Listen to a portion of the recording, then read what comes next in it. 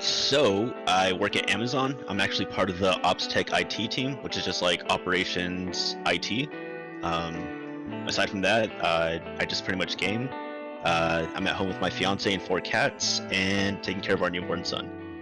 We are here today for the Corporate Esports Association Overwatch 2020 Spring Playoffs. It is going to be a spectacular day. I'm through most of it, only does get one as the Blizzard comes out on the backside. T also going to find the Deadeye onto Specs on the high ground. Google has to press on the pedal to try and touch this point, and they're not!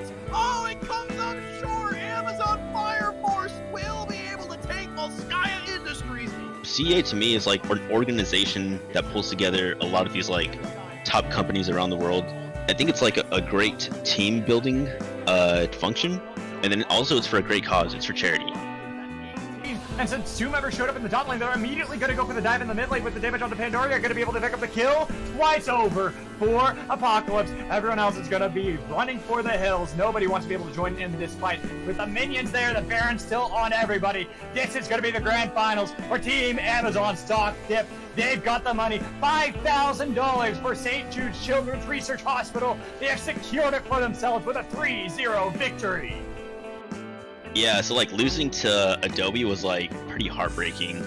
I got like the second place trophy in the mail. I'll see it like every day, and like it's like a reminder, like you have to do better. You always have to like somebody out there is better than you. Like you should always strive to be the best. But like we're definitely gonna come back way stronger, way better.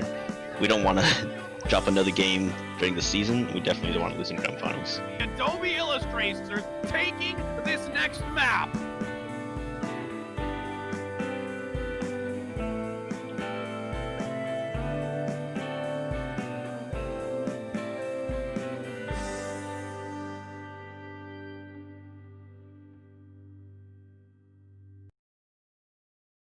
Hello, and welcome everybody. You're watching the CEA semi-finals. We're excited to bring you the action today in this semi between NOX, they're the Microsoft team, versus DinkedIn, which I've got to say, they're obviously from LinkedIn, but I like the pun there, Josh. How are you feeling about this one? Because we've got an exciting game.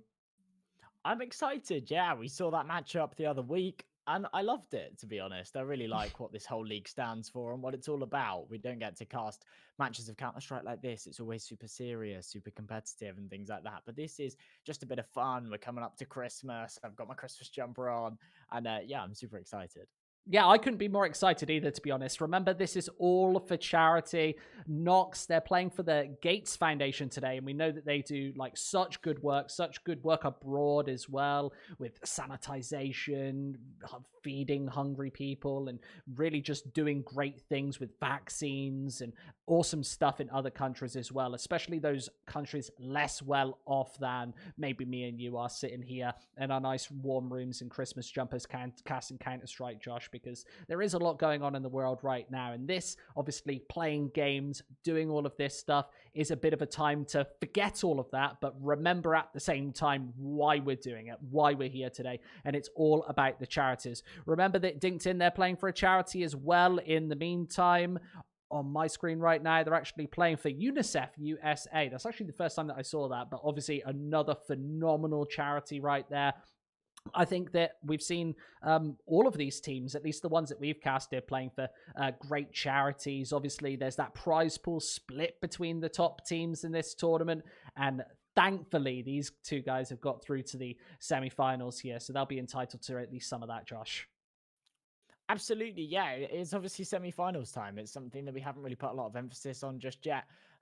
But we're in the real later stages of this tournament, and it's exciting because, of course, the matchup that we casted about a week ago, we just got out of those group stages. We were in the early kind of stages. There was still plenty of Counter-Strike to be played. Now we're at a point where there's actually something on the line. Whoever wins this one gets into those finals. They get that lion's share of the prize pool to give to their chosen charity. And yeah, it's exciting stuff. It's exciting stuff. There's actually a fair bit to play for today. There absolutely is. A best of 3 will determine who's going to be the first team into that grand final, of course. And they'll be taking place on Mirage first. That's Nox's pick. And then Overpass next, with Dust 2 being the decider. So actually verging towards these more scrimmy maps of the pool. None of these more tactical Infernos. And of course, I would say that Overpass is maybe a little more tactical and strategic, but obviously Dust 2 and Mirage, those are the ones that are synonymous with that scrimmy Counter-Strike, Josh, where you are going to be just trying to hit all the shots, basically, and maybe on the T sides, it gives you a little more freedom to do what you want, especially Dust 2. On that CT side, for instance, where you can take long control, you can get up close and personal. How often, even at the top level of the scene, do we see teams trying to get aggressive through the long doors, trying to throw a spanner in the works? And I expect today we're not going to see standard Counter-Strike. Someone's going to want to mix it up. Absolutely. Last week, we saw some real fast-paced stuff, and it's absolutely what we anticipated too. At that top level, you see CS, very, very slow, very methodical. Around here, you see a lot faster pace, a lot more excitement. And, well, we see this again. We see this last week, and I'm excited for it. I love a good Dust 2. I love a good Mirage. It's one of those kind of puggy maps. And you and I both know, Squid, you really do thrive. You get into a matchmaking, you go onto Mirage, and just that first entry man out of ramp, get all the headshots, and that's where the magic happens. So you don't get that anywhere else. Yeah, I think Mirage probably my favorite map as well, to be perfectly honest. You know it. That's the matchmaking go-to. If we're in the Premier, we're going to maybe even try and throw a Vertigo in there to force that Mirage pick. We absolutely want it coming through 7 days of the week. And yeah, in a series like this as well, remember, you've only got that one ban to rely on before your opponents get your pick when you go to the vetoes. All of that being done through Scrim GG today. And you can see all of those CEA graphics down below as well. You've got your Discords, you've got your Twitches, you've got all of your action as well. So if you want to support any of the charities that we're playing for, not just today, but throughout this whole tournament, then go ahead. I absolutely implore you to do that. Obviously, Microsoft, LinkedIn, 2 of the behemoths of the internet, Josh. So you'd think on their staff rosters, they would have some real meaty Counter-Strike players. Of course, we're kind of running at this kind of MGE, DMG level today. As standard. I do see in my document that supposedly we have a silver 1. That's XPie, but I'm not too sure how I feel about that. Maybe that was done as a troll. Perhaps he's a genuine silver 1 and we're about to get some funky Counter-Strike. Either way, I'm excited. If he's trolling, then yeah, I love it. If he's not, then yeah, we're in for a ride. We are certainly in for a ride. But yeah, LinkedIn, Microsoft, 2 tech giants and 2 teams that I'm excited to see play. As you say, they must throughout all of their employees. I don't even know how many people Microsoft employ, but it must be loads. So they have to somewhere have 5 talented Counter-Strike players. There must be. There must be. I think, and let's hope as well, because remember, a lot of these organizations, Microsoft being one of them, have put forward 2 or 3 different teams. So I know that Microsoft especially has, I'm going to say, tens of thousands of employees. It might even be hundreds of thousands. But in that big pool of tech people, there's got to be some Counter-Strike talent here. I wonder if Bill Gates plays Counter-Strike. I don't think he will know what Counter-Strike is. I'm not sure, though, because obviously back in the days, Gabe Newell himself was a employee at Microsoft. Little factoid for all of you boys and girls out there. I think he would have worked on Windows 98, Josh? I don't know. Maybe you could. I bet Bill Gates knows what Counter-Strike is. Maybe he doesn't play it. In fact, he definitely doesn't play it. But I bet he knows what Counter-Strike is. I think he's far too busy doing all of this like philanthropy work out in the world to play CS. Obviously, we try and bring joy to people's lives in a much smaller way, just for an hour or 2.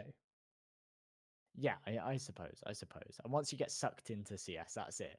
Any opportunity of any kind of growth, philanthropy, it goes out the window because CS becomes the top priority. So there's no way.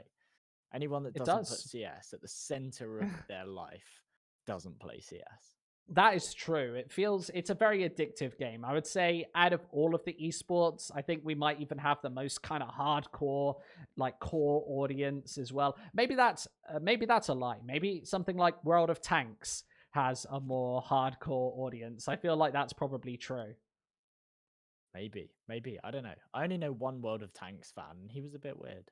I know But- one World of Tanks fan, and he's one of my friend's dads, and he's in his mid-50s.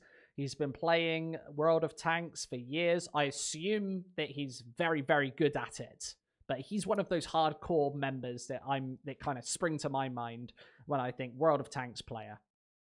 That's funny you should say that, because my one friend that played World of Tanks that was a little bit weird, and I'm not speaking for all World of Tanks players, I'm just speaking for this one guy I know, would play World of Tanks with his dad, who was also in his 50s. There we go. I feel there's like something there. I feel like maybe the average age of World of Tanks players is more and more like slanted towards the older guys. I'm not sure, to be honest. I've never played World of Tanks. I'm thinking of maybe dipping my toe in the water of Cyberpunk, Josh. I think I might actually bite the bullet and make the purchase tonight. Ooh. That's what I was thinking about. Maybe splash the cash. I don't know, man. I really want it. I'll be honest. I really, really do want it. But I've seen a lot of people say that it's not great. There's a lot of big bugs with it, and hopefully they'll be fixed, I'm sure. But there's a lot of big bugs with it. I was really hoping for some really good multiplayer. They've put out a statement saying that that's not coming for another 2 years. 2 years? What does that even mean? How Hmm. can you release a game and not bring out multiplayer for 2 years? It's crazy. So I'm not Yes. happy. I'm a grumpy Emenjay. I've been But, told that the story mode is great, but today we are talking about the CS. This is, of course, CEA _ Counter-Strike as well. That's where you're watching all of your action. I don't want to put you on the spot and ask for any predictions, but I'm guessing, would you say the Microsoft guys just because of Microsoft? Just because I it's don't know. Microsoft? I don't know. Go on then. Yeah, I'll give it to you just because it's Microsoft, but obviously we haven't had the pleasure of casting these teams. That's kind of the beauty of this whole CEA league, isn't it? It's like when it comes to these teams that we cast week in, week out, we can kind of go into the games and really know what to expect. That's something that we can't do with these matches. It's purely just a complete gamble, very, very exciting. And yeah, I don't know. I'm going to take a 50-50 just shot in the dark. We'll go with the Microsoft guys. But yeah, I really have absolutely no idea what to expect. So that kind of adds to the whole immersion of it. I feel like if that's the case, maybe I have to go for LinkedIn just so we create a little bit of disparity on the desk, perhaps. I'm not sure. Please, yeah, that works. That's what I'll do. That's what I'll do. Because if we're both rooting for the same team, then there's no argument. But at halftime, if I'm winning, I'm gonna be haha. Okay, I'm gonna go full in for the LinkedIn boys here today. Maybe soon I'll be looking for a new job, and I might be on LinkedIn myself, Josh. You don't know. Either way, we are getting into this action right about now. So let's actually watch some Counter-Strike, Joshua. We've got this one going live actually on Mirage, so I'm excited. Yeah, me too. Mirage, as I say, a map that we get to cast a hell of a lot of the time. One of those more puggy maps, and it's a really exciting one to jump into and get cracking. And well, let's get started. Well, let's get started indeed. We're on this new little warm-up mode that we've got in Counter-Strike right now. Obviously, this warm-up mode, I really dig it. I've got to be honest. I think that this warm-up mode is actually pretty cool. I do too. When they first brought it out, I was like, this isn't great. But no, I do. I really actually like it. I think it's a lot better than just running around the map aimlessly. You know, the one thing that I do want them to bring back, though? Do you remember back, like, I don't even know what year they took it out, but I started playing Counter-Strike in sort of 2013, 2014. In the warm-up, you used to be able to talk to the enemy team. That's all I want. I just want that to come back. That's it. I'd be so happy if they brought it back. I would genuinely be very happy with that as well, to be perfectly honest with you. Either way, Josh, we are into this pistol. We've got NOX on this T side. Some pronounceable names today, I've got to say. And then DinkedIn on this CT side to start things off. I'm sure that they've played the knife round and selected these ones. And with Xpi already out, he's running the diversion. In the graphic that we were given, it said that he was the silver one, and he's run the ruse perfectly. Everybody going towards the wrong bomb site, and there's Shep to clean up the next. Nox have this one fully fortified, and with the USPSs chipping in and through, they are going to find two. Fast frags, Radiant and Luminos need to hold up the line, and with the Glocks, this can be incredibly difficult to pull off. One headshot connects right off the bat, and they find it. DinkedIn, Josh, I've got to say, it's my team. They've won the pistol. Unbelievable. Rub it right in my face straight away. There we go. I got to take it. Pistol, though.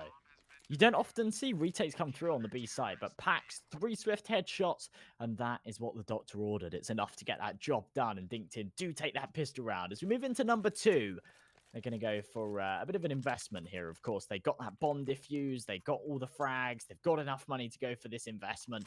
Few MP9s come out. In fact, 3 of them. That one M4 on Pax. He was the man that got that 3K, remember, and the scout on Windway. But we are going to see a full investment from the terrorists too. They got that C4 planted. They've got those Galils, a little bit of utility to work with. They're going to go for a slow default around this map. Not going to commit to anything just yet, but fully anticipate that bomb to be retrieved and for them to play the safety in numbers as soon as they find that first pick, the opening onto one of these sites.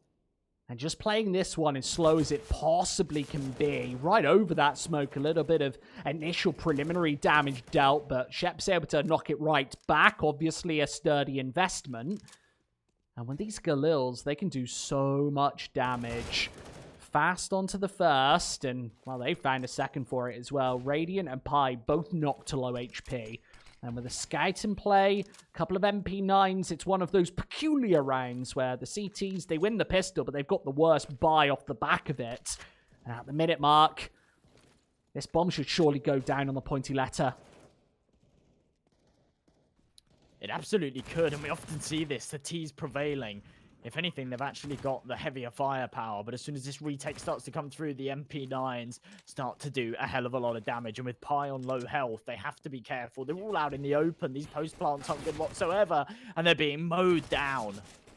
Oh, fast frags. Windway, the last player, remains, and he gets caught between the crossfire. Nox close up the scoreline, 1-1, and we might have a competitive game on our hands, Emenjay. Last week, we saw a 2-0, very assertive stuff from the start. I think we even saw a 16-1 and a 16-3 in. This one, just off the back of these first 2 rounds, might be a lot closer. Absolutely, yeah. You see these back-to-back rounds. We level things out 1-1. This is semi-final times, of course. You do expect it to be not as one-sided. This time, Radiant good for 2 as the aggression comes in from the A ramp. Of course, they don't have anything to work with, though. This is a full eco, so that first kill definitely has some impact. If they can find one more, this would be a good round for them. But this P250 spamming through the smoke, not going to find anything as of yet. And the C4 going to head towards this B site. A rifle has been retrieved, though, so definitely potential for DinkedIn to do a little bit more damage. Maybe they even just hold on to it, bring it into the next. That one-hit headshot potential on that man, certainly something that could do a lot of damage in the buy-up. And I've got to say, getting into these playoffs, this is far more stable and standard Counter-Strike. Last week, Josh, we saw lots of wacky 3 versus 4 retakes when you've really got not much of a chance. You're probably expecting just to lose all of those rifles right off the bat. This time, keeping an AK. As you said, exactly what you want to do in this scenario. Nox 2-1. That T side, it can be scary to contend with. And even setting up for the exits as well. So definitely playing this one as standard. One of the Galils go awry. And without many MP9s picked up, no SMGs for this T side. It will be 2 rifles dropping. That's actually not a bad eco round whatsoever for DinkedIn. They've managed to get themselves 2 kills. They've retrieved 2 AKs. That's going to be dropped over to Pax. Presumably one of the harder hitting fraggers on this CT side, in fact. And as we go into round number 4, this is where DinkedIn are going to have the rifles to contend. As I said before, very, very back and forth stuff. And I like to see this more disciplined Counter-Strike. That save coming through. Not going to over-invest. Not going to over-commit. Nade doing a little bit of damage early on. In fact, 18 points of it as Pax does spot out that single man towards the A-ramp area. Luminos needs to be very careful right now to not overface. He's not got the support to help him out. Not got the support to trade him if he falls. As the reinforcements start to come in, Microsoft playing safety in numbers. They want to hit this A site and they want to hit it hard. They've got so much utility and all the firepower to do so. Double set piece between the CT spawn. Pax Alpha both there ready and waiting. AK and M4 as well. That smoke goes awry to counter off a boost, but not counter off this massive CT spawn area. That's a problem if you can't hit the shots. Flashes towards mid and the flank already coming through from Guac, and it's an easy frag to find. This is what I was talking about. The lack of map control definitely proves problematic at this point.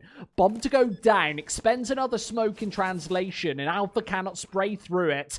Emperor finds one as well. That levels up the numbers. A doable retake here. And standing out in the open is definitely not the way to do the trick. Thought that scout was an M1S perhaps, but nevertheless, it's right into these rifles. The crossfire is established and NOX putting up the numbers. They have to dive on the defuse right now.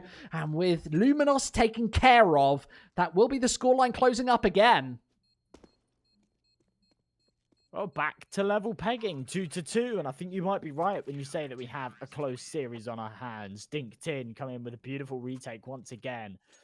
Microsoft, they don't seem to have an issue actually getting onto these bomb sites, but once they're on them, they can't seem to hold on to it. It's all about these post plants. It's all about conserving a little bit of utility so that once you do get that C4 down, you can actually deploy it and keep your opponents at an arm's length for just about long enough for that C4 to tick. And that's something that they're just really struggling to do. As we come into round number 5, it's all about who can pull ahead. Rifles all round, but no economy allowed to flourish just yet. And the nade stack towards ramp gets them a beautiful opener, but it is traded right back. The refrag from NBL brings things back into a 4-on-4. And remember, no AWP available, just these rifles, a single scout on Emperor. And let's be honest, XPie hasn't had the best of starts, Josh. He's 0-4. He's done a little bit of damage in running the diversions, but NOX, do they even need him? They've been playing this one well, basically without him being much of an impact whatsoever. They won't check into Palace this time, and that is a swift shot there from Pax to open up the fragment on the A bomb site, the second that he's found of the round. And I really do wonder if that is a bit of miscommunication there inside the Palace. He should have definitely been spotted a little earlier, especially if he is finding those opening kills. Over towards B, downside, he's got a very powerful angle here. It's one that has to be checked, and without HP on 2 members, it's so easy for him to mow 3 down. That ends things instantly. DinkedIn up to 3. This is so back and forth. That's beautiful stuff. Playing that JL angle, it's often overlooked, and he's able to just tear through the attack. 2 players with low health, can't contend whatsoever. And Squid, are you suggesting that XPie is actually a silver 1? Because he is 0-4. He is leading the charge. In fact, at the very bottom of the charge on this server. Is that what you're telling me? I'm telling you that I am suspicious. I'm starting to worry now. I'm starting to fear for my Yes. offside.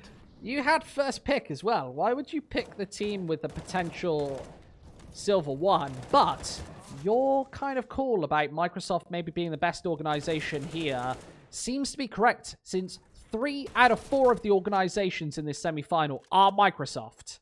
Oh. See, I said there's so many employees. They have to have some good Counter-Strike players in their ranks. 100%. Just statistically speaking, if you take a group of 1,000 civilians, there's got to be one good Counter-Strike player there. And if you take all of Microsoft's employees, there's got to be at least like 10 of them, surely. And supposedly 15 if they're rostering 3 different teams. So that's interesting. They do have the losing scoreline right now. 4-2. They're behind. Well, perhaps not for much longer. As we go into round number 7, it's another full investment. They've got all of these rifles out. Not enough money for an AWP, most notably. And actually not a huge amount for this utility. I'd have liked to see Pi or Emperor drop down to a Galil so that they could afford some more nades to work with. Instead, every single man going for a premium rifle, and we just see a single flash, single smoke on a couple of these guys. Doesn't seem to make a lot of difference. Damage dealt early on towards this B-bomb site. Not enough for the kill, of course. With a minute 30 on this clock, once again, this slow default. They're not going for this fast-paced CS. They're not trying to take this bomb and just plant it on a site within the opening 30 seconds. Instead, they want to find these picks. They're playing very, very methodical CS. And as Luminos open things up, Pi gets his first kill on the board, and all of a sudden, we're in business. Oh no, this guy isn't silver 1 at all. We've been running absolute ruse, Josh, because he seems to be hyper aware of where they're playing from. NOX are using him in a very interesting way, sending him towards the other side of the map, whereas they are scavenging for information elsewhere. I wonder if DinkedIn read this, that if Pi is solo towards B, then it's surely going to be A, because this time, as per every single round so far, they've fallen right into the trap. Yeah, this has kind of gone horribly wrong for DinkedIn, and I think it's probably save time. They don't have enough money for Winday to actually reinvest that AWP. They do have enough money for someone else to buy him one, but he wants to try and hold on to this more premium rifle. Downside wants to hold on to this AK. That's, of course, something that they can't buy. It's completely irreplaceable. And there's not enough money for Microsoft to really justify the hunt. So they're going to hold on to what they have, want to try and keep 5 rifles floating. That will work wonders for their economy going forward. So it's a bit of a win-win, but the scoreline does start to close, and we will be looking down the barrel of a 4-3, a potential reinvestment here for DinkedIn, but if it doesn't go their way, Microsoft could bounce right back into this one. And of course, Mirage, a really balanced map. So these back and forth rounds, this close scoreline at the very start, something that we do definitely expect, especially from 2 evenly matched sides. Yeah, and evenly matched, a great way to describe them. This has been very back and forth. The AWP finally comes out in the hands of Windway. He's yet to frag. 0 and 6 here on the scoreboard. The CZ75 comes out as well. We see AWPers a lot of the time not invest into that secondary pistol, just keeping the USPS alive. But NOX, they've not been playing a massively AWP-heavy setup. And to be honest, on Mirage, a lot of the time you do want those AWPs, so Shep towards the middle of the map won't do any initial damage. Instead, it's Emperor falling foul to the grenades. Quick kills there, and, well, Downside's going to pick apart another one. If there's anything that's been going DinkedIn's way, it's definitely these nade stacks. That's the second time we've seen one come through. We saw a kill come through over towards that A ramp, a couple of nades bombarding in. And now we see one towards top mid. And it just gives you this awesome early inherent advantage that's completely untradeable. 4-3, 2-man advantage. Looking like DinkedIn should be able to extend this lead further as they've trapped their opponents in mid. And the issue is with mid is whilst it's a huge piece of map control, you can't plant the bomb there. You do actually have to get yourself onto a site. And at the moment, that's becoming increasingly more difficult for this Microsoft team, especially if this kill comes through towards short, which it won't for now. Gives them a little bit of a lifeline, perhaps. But as the time ticks further, pressure starts to mount. 40 seconds left. And that's going to be Luminos falling.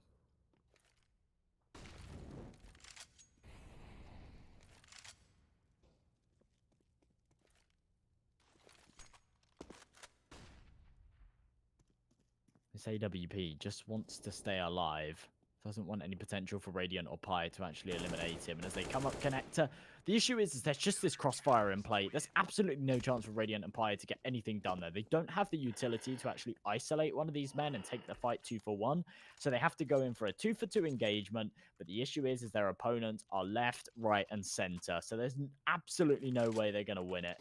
We go into round number 9 and well, perhaps Pi isn't the problem. Perhaps it's Windway. He's still 0-6 right now, despite the fact that DinkedIn are winning by 2. Another investment here from this Microsoft side. This AWP going towards mid. Windway wants to open things up. Fires through the smoke. Doesn't quite connect. There's the secondary shot coming through, and that's his first on the board. Gives them a man advantage as Pax follows through with a double. And DinkedIn, they're starting to look like the more comfortable, stronger side here on Mirage. Pi does manage to trade one back, but as the C4 has been left behind, a 2-man disadvantage, I really don't fancy their chances here in the 9th unless he continues to go huge. 2 fast frags takes a lot of damage in translation. Back to the CT spawn now, and with a flash over the top, he's going to spot out nobody. That's key information. The smoke goes over the top as well, and he's certainly not playing like a Silver One, Josh. We've definitely been running absolute faker. Gimme! Here on Mirage, 1 minute remains, and Windway with his second as well. And Pi, what a startling shot right there. The smoke is placed. This is a 1 versus 5 opportunity on the A-bomb site, and with Windway's AWP missing the angle, he's going to smoke himself, and now they'll have to play this one as a unit. That would have been the preferred treatment anyway, and a nice fast flick to finish. 6-3 DinkedIn. They concede a lot of damage in that engagement, though, to Pi.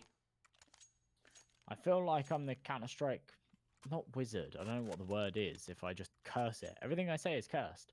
At the start of this round, I quite literally criticized Windway for having 0 kills, and then all of a sudden he gets a 3k. I don't know what it is. I seem to have this magical charm. I say someone's name and they start to frag. Who's going to frag this round? Probably Downside. That's who I'm going to call as Microsoft. They're just down to these pistols, and it should just be a clean sweep, and more than likely a 7th here for DinkedIn. It's because at a certain point in your career, Josh, you get those bigger gigs, you inherit the caster curse of somebody who previously was a caster, retired, and gave it to you. It's that mystical power. So we've got to work out who has just left the scene when you entered. You have to pass it on. There's only a limited amount of caster cursing power that you can actually have in one scene. But you obviously got it from somewhere. We'll have to try and work it out. Definitely wasn't you, no? It wasn't me. I am still around for a couple of months longer. All right, we'll have to work it out then. We'll have to sit down tonight and work out who's giving me this caster curse, because I definitely have it. There was quite literally a game the other day where it was 13-0, and I said, oh, this could be a 16-0. And they were just on Tech 9s. Yeah, it was a round that should have just gone 14-0, and they literally won as soon as I said, this could be a 16-0. So there's definitely some kind of higher power. There's some voodoo magic going on here, and we need to get I to the think it bottom was of 'cause Jeet. I'm scared.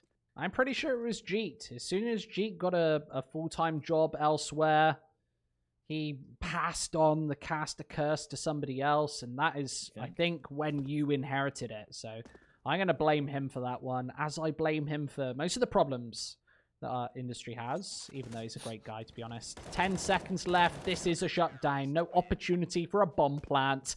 That will be 7-3 on the board here for DinkedIn, who are feeling more and more confident as these rounds go on. And when you do scrap for those initial rounds, Josh, you're usually expecting the T side to come off ahead. They haven't in this one, as DinkedIn have solidified these rounds. They're starting to build that economy, of course, surviving with the 4 alive in the last.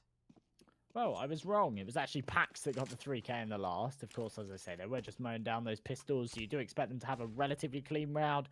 4 players staying alive, though, with that CT economy does give them a nice little cushion to fall back on. Nice opening from Windway is absolutely traded. MBL looks to find more. Spraying away, can't quite connect on the second. It's downside to find the kill.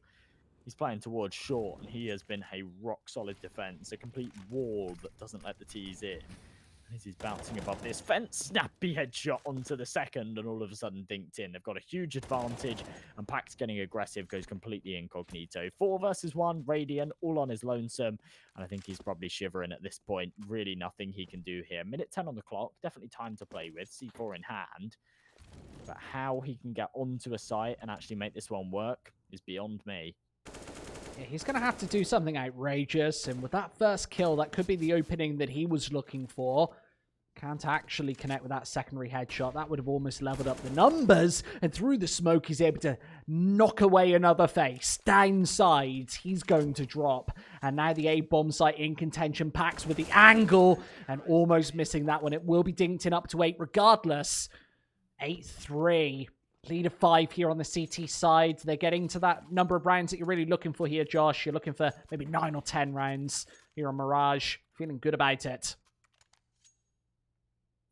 Absolutely, yeah. You're kind of getting to a point where we saw these rounds go back and forth at the start, but DinkedIn are really pulling ahead. They're looking like the better side here on Mirage, and Pax really putting up an incredible performance. He's on 17 frags right now, definitely looking to extend this one further. He's still got himself a premium rifle, that AK-47 in hand too. And as Microsoft are just down to these pistols, as you say, we're staring down the barrel of a 9th here. That's a fantastic car for the T side, especially with several rounds still to play with. Potential to extend it further. Downside, once again on short. The opening man, the one to find that first frag. And a snappy trade coming through just continues to keep the numbers in DinkedIn's favor. Oh.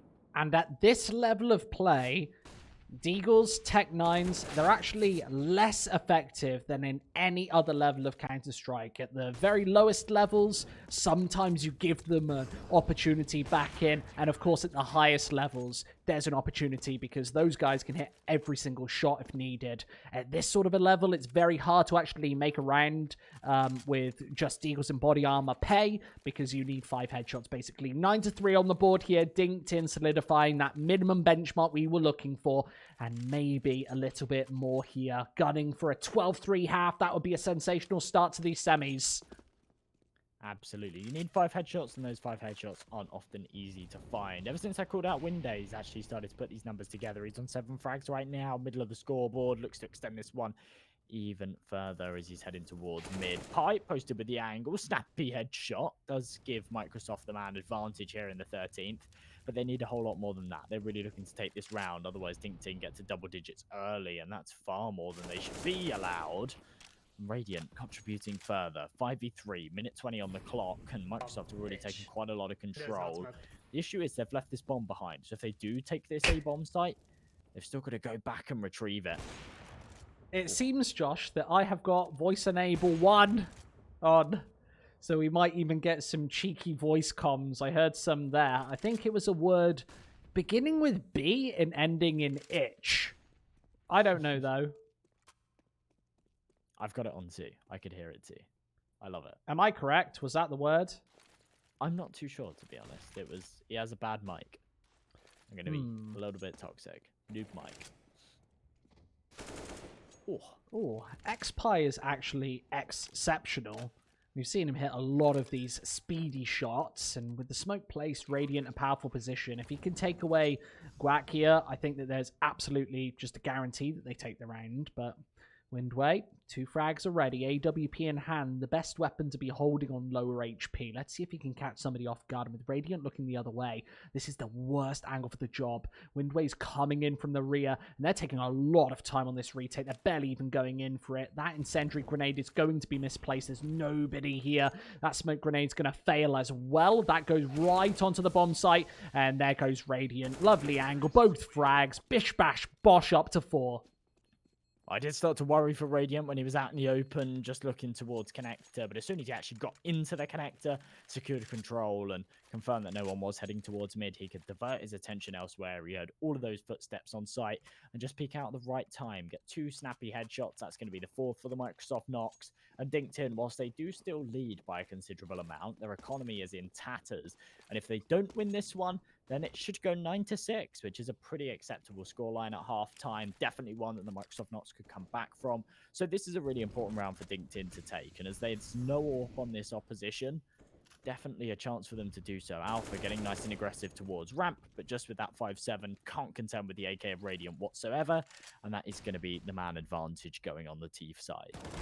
That almost looked like a one-way. This one certainly is. You can only see the very tip of Downside's head when he boosts up above that smoke. So really nice response there after going 1 player down and away. But yeah, these smokes are really not benefiting DinkedIn.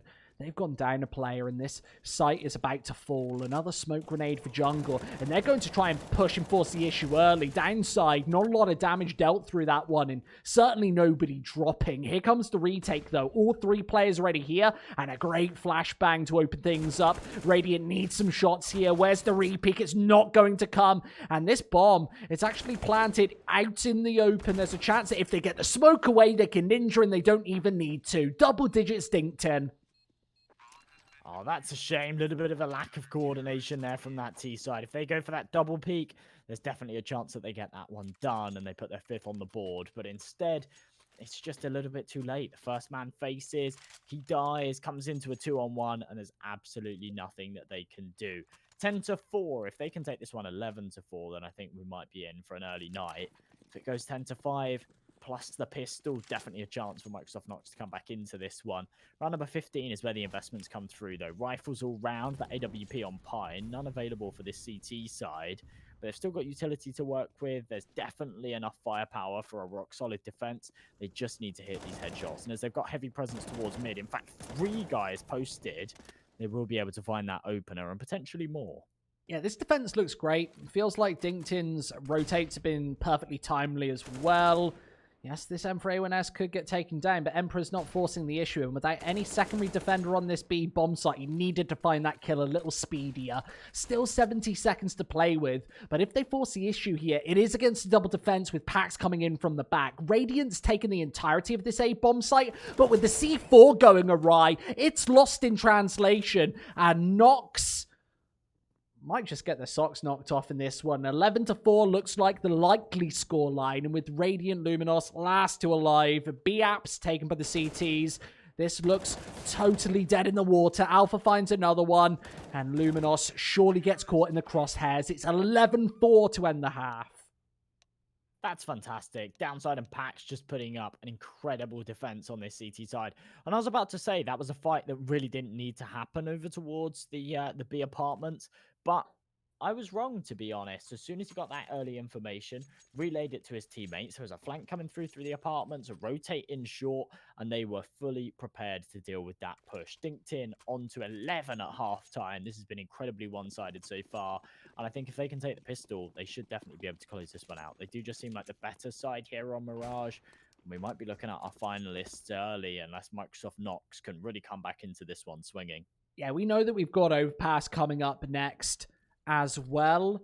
That is actually DinkedIn's pick, so we're expecting them to maybe be more comfortable on it, but up against the USPSs, they're going to get absolutely rinsed. Pi with another one, Pax the last player alive, and we might actually have a game on our hands.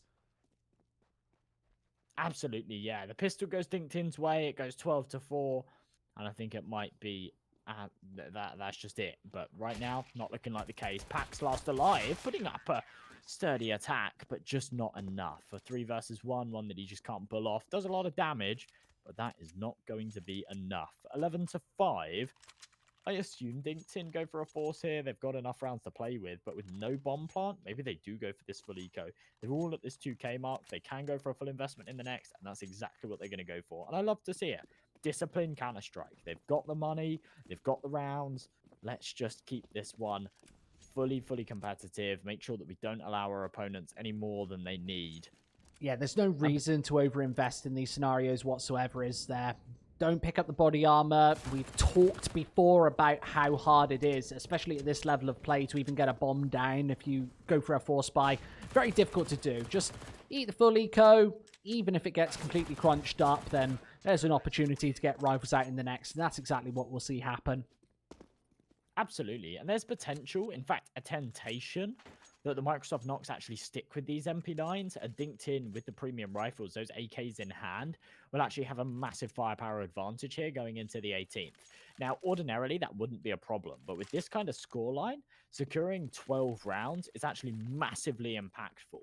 So a scenario like this really does favor them. It's the 18th. The only person that's reinvested into a premium rifle is Pi. But oh my goodness, he's doing bits with it. Beautiful shot through the very slither of sightline through that smoke grenade. Does give them this man advantage, but remember, his teammates are only equipped with these MP9s and FAMAS, so he does have to do the lion's share of the work. That smoke was misplaced and an opportunity for Pi to actually stretch ahead, and it's one that he will take. Here, DinkedIn, yeah, they are forced back. I was about to say, Pax downside, they are the two top frags by far. They've got over 40 kills between the two of them, and this is exactly why. Pax single-handedly opens up that A-bomb site, and even being pesky around the smokes isn't going to help you too much this time. Yes, Windway almost gets taken there. Why is this man not dead? 4 HP, there comes the nade. He still survives it by bouncing back into underpass. With 50 seconds on the board, the C4 going down and away. The AWP to contend with him. That's X-Pi once again. And onto the A retake now. One that they surely want to go for. AWP in hand. Makes his, decision a little more costly. Both of these players low on HP and maybe even switches out to a rifle to get the job done here. Around these corners, Guac is incredibly close. And with 35 HP on himself, this makes this incredibly difficult. Playing around the stairs, there goes down the initial smoke. He's got another nade in hand, and Pax should be able to take him down. He does fully blind. Yeah, the smoke potentially isolates those two players, but sticking with that AWP is certainly the mistake. And as the bomb continued to tick, that time pressure continued to mount, there's absolutely no opportunity for him whatsoever. So DinkedIn, that's going to be their 12th. And the thing is despite the fact that the Microsoft NOX actually went for a bonus, they don't have enough money to fully invest here in the 19th. So it is just going to be a bit of a lackluster buy. We've seen some FAMASs come out. We see that Mag 7, a couple of premium rifles, massive lack of utility. Not even any diffuse kits. In fact, not a single diffuse kit in play right now for this CT side. So they are really relying on keeping this defense away. Joshua, as soon as the bomb goes down, Pi has enough for a diffuse kit. Oh no. If that becomes a problem, then I'm going to rip on him, because that's a big mistake that you can't be making. That is a silver 1 mistake. I'm pretty sure he's not silver 1. I think we've kind of established this. He's definitely not silver 1. But either way, I'm losing. I'm losing our little bet at the start. So You are. Maybe there needs to be some sort of like challenge that you have to do if you lose it. Some A sort of challenge? punishment, yeah. Because last week we got you to dance and sit on a shelf. Maybe we need to think out something for the loser to do. did you know, Squid? Yesterday, I ate a drop of 1.6 million Scoville chili extract Oh, from no. a syringe, and it was easily the worst experience of my entire life. Have you And got I'm not any more? exaggerating. I do, yeah. Well, that could be the punishment. Whoever loses has to have a couple of drops. I think I might kill me.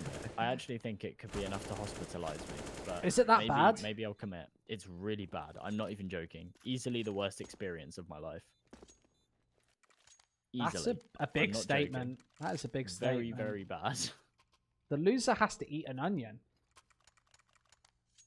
I would never say this about anything else, but I would rather eat an onion than go through that again. You said that you would rather get tased than This eat is an worse onion. than being tasered. This is worse than being tased. It is. Hmm. That's Google it, bro. interesting. 1.6 million Scoville in pure extract. It's like the worst it gets. It's like enough to kill a man. Where did you get this stuff from? Max. Of course. Of course. Well, this is almost looking over. NOX, yes, they've just got the pistols in hand, and they have to get up close and personal up against the AKs. That is easier said than done. They get completely cut apart. Just Emperor remaining. A nice flashy dink before he ends proceedings. This is a 14-6 on the board. DinkedIn just 2 away from the Mirage victory. And as you said earlier, remember, this is the Microsoft Nox's map pick. So DinkedIn taking it, especially if they can take it convincingly, they're going to move on to Overpass with their heads held high. And of course, it's a map with a little bit more tactical aptitude. So they will be able to bring in some of these straps that they've maybe practiced in the offline servers, come into it a little bit better. The rifles all round for this 21st one. I think they definitely did have enough money for an AWP, all actually opting for these AKs, and that's exactly why. Grukbra opening things up with a nice headshot. And this is for map point here.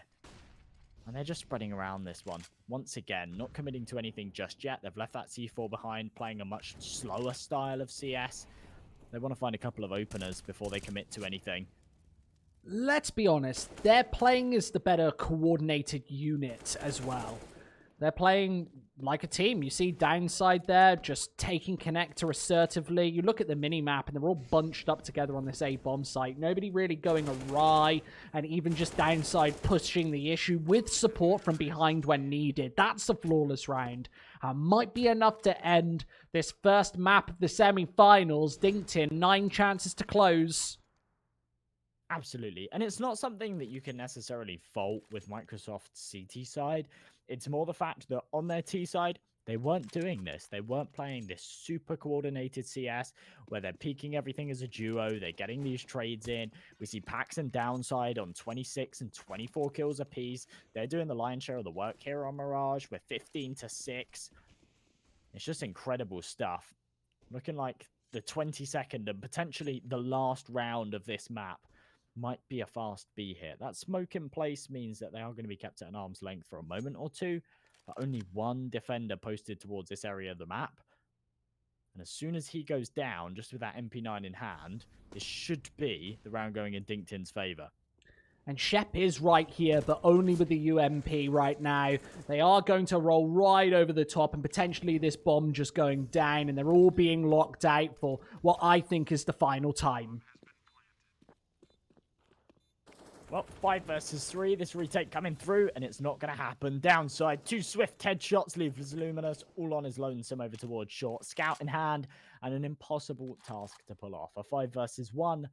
No chance. No chance whatsoever. I feel bad for him. And there we go. Bullet straight in the head to finish things off. 16-6. I was hoping that we'd see something a little bit closer, a little bit more contentious.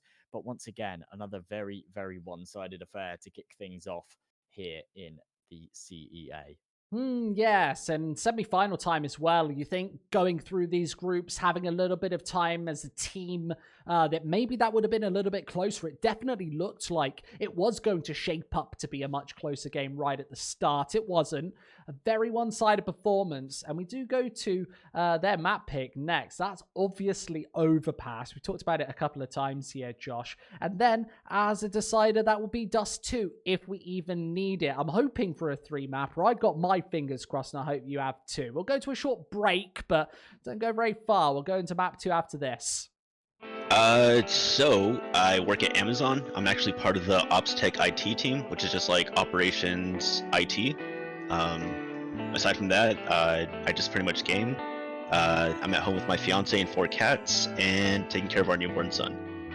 We are here today for the Corporate Esports Association Overwatch 2020 Spring Playoffs. It is going to be a spectacular day. I'm through most of it. Only does get one as the Blizzard comes out on the backside. T also going to find the Deadeye onto Specs on the high ground. Google has to press on the pedal to try and touch this point. And they're not! Oh, it comes up short. Amazon Fire Force will be able to take Volskaya Industries. CEA to me is like an organization that pulls together a lot of these like top companies around the world. I think it's like a great team building function, and then also it's for a great cause. It's for charity. And since 2 members showed up in the top lane, they're immediately going to go for the dive in the mid lane with the damage on the Pandoria. Going to be able to pick up the kill. Twice over for Apocalypse. Everyone else is going to be running for the hills. Nobody wants to be able to join in this fight. With the minions there, the Baron's still on everybody. This is going to be the grand finals for Team Amazon stock dip. They've got the money, $5,000 for St. Jude's Children's Research Hospital. They have secured it for themselves with a 3-0 victory. Yeah, so like losing to Adobe was like pretty heartbreaking. I got like the 2nd place trophy in the mail. I'll see it like every day. I'm like, it's like a reminder, like you have to do better. You always have to like somebody out there is better than you. Like you should always try to be the best. But like we're definitely gonna come back way stronger, way better. We don't want to drop another game during the season. We definitely don't want to lose in grand finals. Adobe Illustrators taking this next map.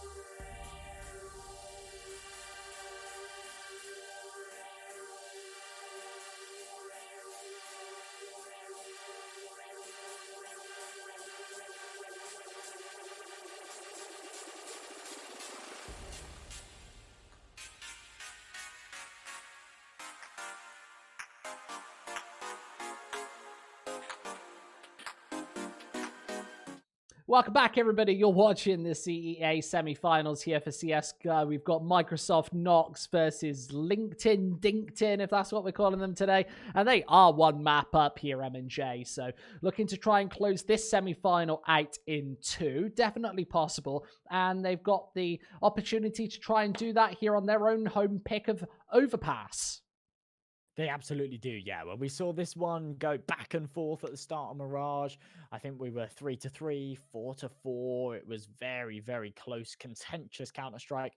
I did start to get excited. You caught me on the edge of my seat, but it seemed that the DinkedIn side just pulled away. They managed to just string together multiple rounds. They were looking much stronger on their CT side. As soon as they went over to that attacking side, they were playing very coordinated CS, playing in pairs, getting these trades, and they just managed to take it out flawlessly. 16-6 it ended up on their opponent's map pick, and here we end up on Inferno. And as we jump into this pistol round, this is where things start to get spicy. DinkedIn starting off on this T side. They've got some utility to work with on downside and Guapra as they head over towards this B site with pace. They actually outperformed in these early couple of rounds, but here, DinkedIn, another CT side to start, and, well, realistically, this becomes very difficult with a couple of early shots found. Here we go, bomb goes away, Alpha already finding 2 quick frags, and with the Glock, there's a third. Does get traded by Pi, only downside remains, and he gets his head ripped off. Nox, that will be the pistol. Pi every now and again just comes out with some really, really crispy headshots, and that's another showcase of it just there. 2 kills come through. That's going to be the CT side. Retake and defuse, and that will be the first round on the board for the Microsoft NOX. So here on Overpass, they get off to a good start, but of course, with that C4 going down, DinkedIn, they're going to try and bounce back like they did on Mirage. The Galils come out, that MAC-10 on downside, even an AK on Alpha. Very, very limited utility to work with, but the important factor is every single man has got that Kevlar and the helmet. And as long as they can win all of these duels, the firepower is definitely there. As they head towards mid, the flashbang going to whiff, but are they going to be able to find this opening frag? That's a question that only time will tell. Xpi has played that perfectly. He's actually placed the smoke, got the information, and then backed off. Nevertheless, Windway, slow start on Mirage, not so snail-paced here on Overpass. Fast headshot there. And that will eliminate Emperor, a name that I don't think that we said too much in that first map here in this semi-finals. 80 seconds left to play with. And Luminous, he's the player to get aggressive. Previously, yes, it was Windway holding these longer distance engagements, but losing these first pickups. Shep takes the peak as well. And over on this A bomb site, that will be the contest before the retake and the potential rotate comes through. Alpha with another one. Smoke's down and away. That was an opportunity for another shot before the M4A4 gets retrieved. And here on the A bomb site, the AK rummaging might be able to outflank the flank as Xpi has yet to be spotted. This bomb now rotating in slowly. Alpha, he's watching the wrong angle, and Xpi is able to find another one as well. He's 4-0, and the re-rotate back to the B bomb site for potentially all 3 of these players. Misplaced smoke, and 30 seconds left to toy with. They've completely let this A bomb site go amiss, and now the bomb can go down easily with all of these corners checked. A serious chance for DinkedIn to actually take this second round. 3 versus 2. Definitely the advantage here for the counter-terrorist side, but they need to hit these shots. The FAMAS finally pokes up, finds the headshot. Radiant left alone. And Pax, he's got a hell of a job on his hands. 9 points of health, the Glock in hand, spams away, gets the first. Can't quite convert on the second as Luminous with that XM1014 just finishes off the job. That is going to be the second on the board here for the counter-terrorist side. The Microsoft NOX do pull ahead, but only very, very narrowly. And with that C4 going down, I wouldn't be surprised if DinkedIn go for another investment. Yeah, I already see the Kevlar coming through, and I would say that DinkedIn have played the economy pretty much perfectly this whole match. It's not too hard when you are the winning team to not mismanage that economy. It's when you are going for these opening frags, when you are actually finding them as well, and you do want to be applying even further pressure, knowing that Nox don't have a lot to rely on. Only Xpi with any relatively higher cash. Straight into B here, through Monster. 3 players ready through, and Luminous hasn't been checked by the Tech-9, so the rifles have to do some damage, and backing right off through the smoke. It will be traded back. Further smokes to go down along with that bomb, and LinkedIn, well, they've actually got it opportunity to do this one. It's Pax with another. The MP9 playing up close and personal, and Emperor should get traded here. That could end things. Radiant versus 2, and with Downside very low on HP, if he can find Pax early, then definitely an opportunity. There it goes. Fast spray down. He's down to 6, and with Downside holding the angle off of this smoke, we see it differently on our screens, and he doesn't spot anything. Radiant running out of time, does have the kit to play with, so tries to tap this one up, and Downside walks right into his crosshair. That will be the 3-0 start that Nox were looking for. Another incredibly close round. I said I really anticipated DinkedIn to invest into that one. They absolutely did, and they brought it down to the wire. 3-0, but back-to-back 1v1 clutches. I'm not sure how long the Microsoft Nox will realistically be able to keep this one up. They need to have either a convincing round or actually concede, and DinkedIn, that's their ticket back in. Here in the fourth, they've got the money to invest. The AK's come out once again. A lack of utility. In fact, a real lack of offensive utility. No Molotovs, only a single HE to work with. And this time, the Microsoft Nox side, they've actually got some firepower. That AWP in the hands of Pi is something that he hasn't had so far this match, and some util to play with. Luminous getting tagged up early towards the B ramp, but a fairly standard defense. 2 players over towards this B site, one in the quick rotation. That's Shep. 2 players holding towards A. Maybe not for much longer. Radiant definitely been spotted, tagged up, no frag. And DinkedIn, they've taken a fair amount of control early, but see where that C4 is on that mini-map. They're not committing to anything just yet. We'll see them reconvene and play the safety in numbers later in the round. And with XPie connecting an initial shot, this now gets tricky. Pax unable to trade it. Wants to get back to connect to that bomb still a rise you mentioned, and DinkedIn a minute left. They want to make a play with the AKs. Maybe back to this B bomb site where Luminous is holding with the Emperor A1S. He's got support from Emperors. Famous, but not much else. Of course, Shep can be on the faster rotate. Along with these smoke grenades, they now need to connect. Luminous now being the real danger man. And with Windway gone, that's the bomb dropped out in the open. Shep's able to sweep away another 2. And right in the open, another headshot comes through. 4-0. Microsoft Nox. Definitely a change of pace going on to this one. And, well, we put bets on this, Josh. We said that maybe I said DinkedIn, you said Microsoft. You got first dibs. And being 4-0 on their opponent's map pick. Yeah, definitely never any money on the line, but what did we say? Onions, chili sauce. There's some dangerous stuff going on here. And DinkedIn, they're not putting up the performance I was expecting after such a one-sided affair on Mirage. Here on Overpass, they're 4-0 down. They're down to the Tech 9s, looking like it might go 5. We've had some incredibly close rounds, but nothing going their way. And now it's just going to be a good old-fashioned long push. The Tech 9s might be able to wipe out this M4. It absolutely will. Downside, snappy headshot onto Radiant. And that might just open up proceedings. And those bombs going down means that they've got so much money to carry through. And with Downside, he's holding this rifle. It definitely gets difficult to contend with. XPie has to do it on his lonesome. Spots the shadow. He's getting wrapped inside. And, oh, it's Downside doing all of the damage. Almost 400, in fact. Guac actually has that AWP. So with Emperor, doesn't know where he can tread. Wants to move inside. He's inside the toilets. And Guac in the open all goes for the swing. And there's the secondary peek as well. The pistol actually chips him away. Massive mistake. Pressure setting in. And Guac puts DinkedIn's first round on the board. Unbelievable. That's a massive, massive whiff from the M4A4. Not something you see every day. But when the pressure starts to mount in a 1v1 situation, sometimes it can happen. And well, I mean, regardless, once again, it's another 1v1 situation. No convincing rounds coming through just yet. But regardless, the 4 streak, that just shows how close these rounds are. Despite the fact that the Microsoft Nox have actually taken 4 in a row, they are down to an eco.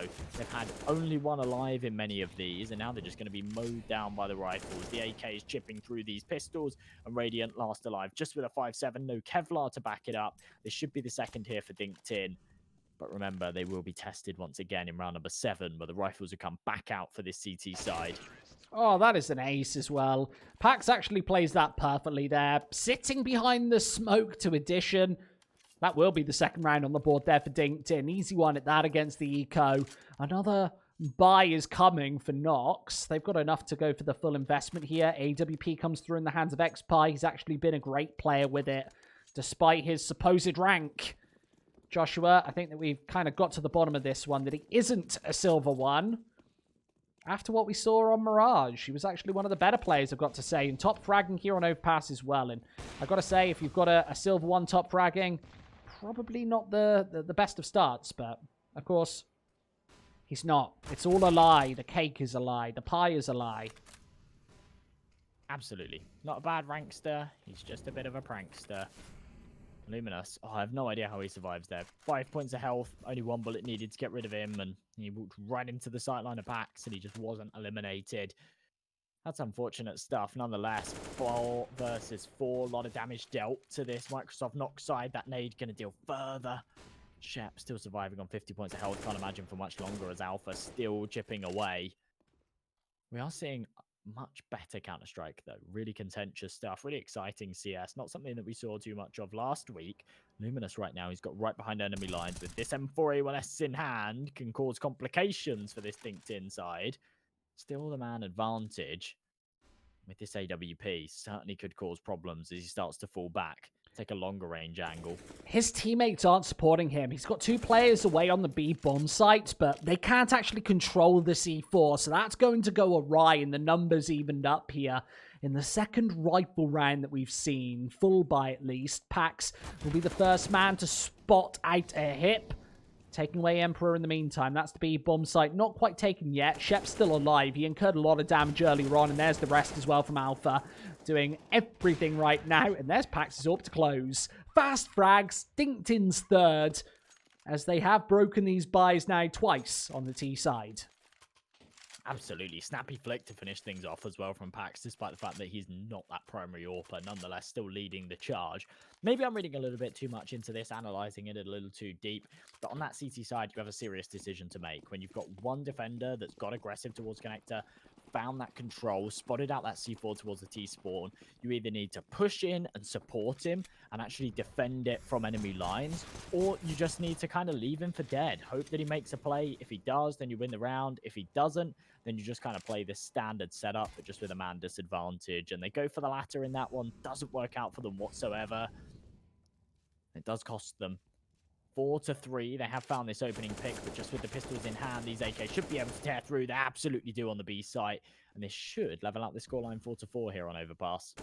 Radiant's the last line of defense, and with the retrieved AK-47 drops another rifle, shouldn't be doable. You see Downside already has the A site, so with the smokes placed, should be easy. Radiant held at bay by the Molotovs, and even with the pistols chipping in, there shouldn't be too much damage to be dealt. 3 kills, definitely acceptable. Pistols retrieved as well, so DinkedIn close up the score. It's 4-4. Absolutely, and whilst not necessarily doable, the real important factor is that secondary rifle not retrievable. First kill comes through, they pick up that AK, second one converts, but it's in no man's land. So you've still got that 5-7 to work with, and at range against those rifles, it's just not going to cut it. Round number 9 is where DinkedIn might be able to pull ahead. And actually, finally, an even Stevens investment.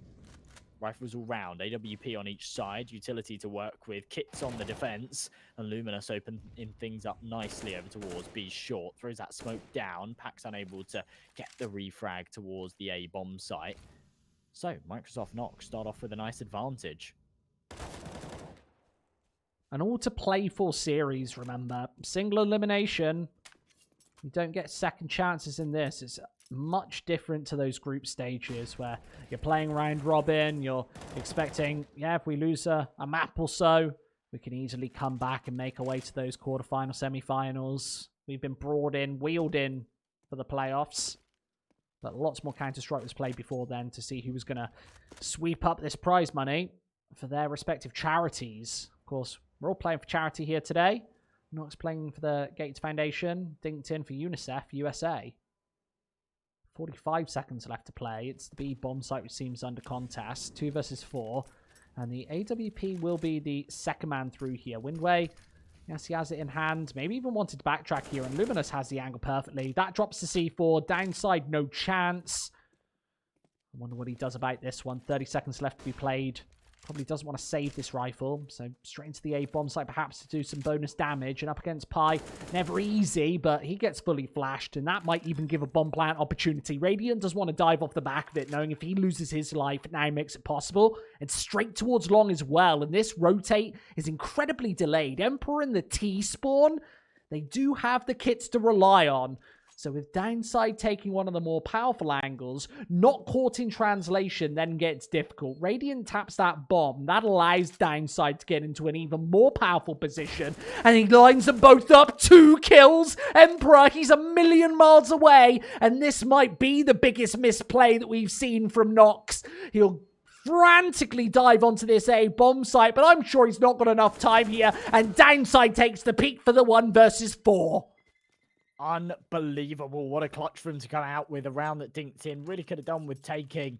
And they absolutely do. Pulls them ahead, gives them tons of cash to work with, and breaks the economy of their opponents. They should be able to take this one 6-4. That is absolutely sensational. He plays that one flawlessly and even reads the bait as well. Wraps around from Long towards the toilets, just crossing his fingers that they don't hold the defuse, and they just don't. It takes a lot of balls to hold the defuse in a scenario like that. Microsoft NOX, they're just not going to. And it shoves them back down onto one of these non-ideal buys. Just pistols along with that Pi shotgun. It doesn't connect with more than 60 damage. And he loses his life in the only shotgun on the server. All of these just pistols now. Should be another easily contended with round to solidify this lead for LinkedIn. Absolutely. Should be an easy one for them to pick up, especially just against these pistols. And, you know, you touched upon it before. I really do love the format of this tournament. I think that playing CS across a longer period of time does really allow the best team to prevail. You don't often see that at Tier 1. A lot of these Tier 1 teams get a bit grumpy about playing a tournament over an extended period of time unless there's a lot of money on the line. But no, tournaments like this, especially when they're for charity, played over a long period, you have the group stages, you have the playoffs, really does allow these better teams to really shine and get the limelight, get plenty of hours on the server. You love to see it.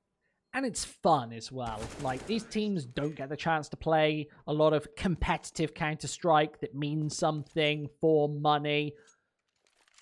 Here, this is competitive. 6-4, early start for NOX, but it has been taken back, and DinkedIn imposing the same pressure that we saw before in that previous map. That was Mirage. Back into this one, it will be the double AWP setup, the first time that we've seen it from either team this series.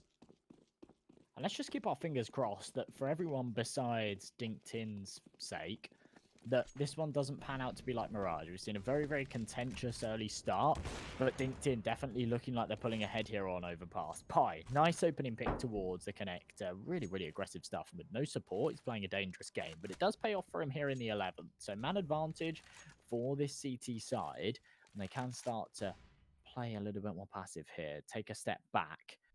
Just have to make sure that they don't get punished re-aggressing as DinkedIn still looking to do damage, and Pi, well, he wants to deny it. And he's doing that single-handedly. I think he's solidified himself as maybe the better player on this team.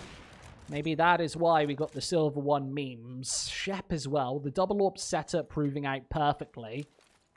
3 kills for the snipers. It's exactly what you're looking for in a round like this, where, yeah, not much success in the last couple. They've been struggling. 50 seconds bomb retrieved. What can Downside and Windway do?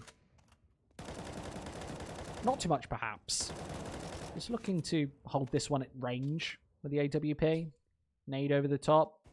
Not going to do anything. Don't know where that one went. Didn't even hear it explode. 30 seconds. Going into long in the meantime. There's Shep to clean it up, and that should be the round in the bag. Absolutely should be. I can't imagine Winway's able to do a whole lot here. That C4 is dropped. I'm surprised that Microsoft NOX aren't actually converging on that bomb. They should spot it out. They should know where it is. Nonetheless, 5 versus 1, I think they're pretty confident that they should just be able to shut this one out without too much contention. And Windway with only 9 seconds on the clock. I think the back of his ankle has just been spotted. Luminous should be able to get rid of him.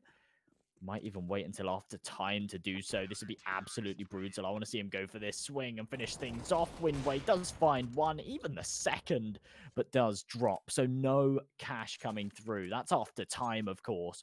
Pax should be able to drop him so it doesn't cause too many problems. As we go into the 12th, they still lead by 1, but this could level out quite quickly. And I'm not sure how Guakbra's got no rifle here. Alpha can drop him. Come on, bro. Look at your money. Drop him a weapon. Oh, it's so toxic. They could even afford the AK-47. I don't know why they'd want the extra money in hand. Maybe just deciding that they send him in first, perhaps. And, well, there's the rifle he was looking for. Still has the Tech 9, though. Decides to take the peek against Pi. And with everybody converting these frags on the B bomb site, Alpha needs even more damage. He'll find it. That greed perhaps paying off. With downside translating as well.